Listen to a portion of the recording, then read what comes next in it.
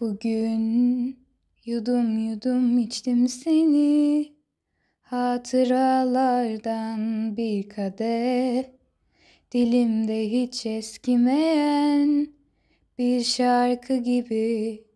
Söyledim söyledim seni, dönüyorum plaklar gibi sarhoş.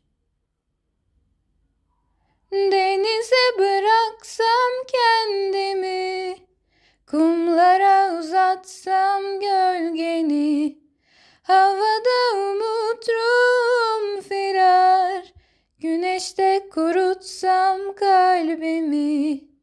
Denize bıraksam kendimi, kumlara uzatsam gölgeni, havada umutrum firar, güneşte kurutsam kalbimi.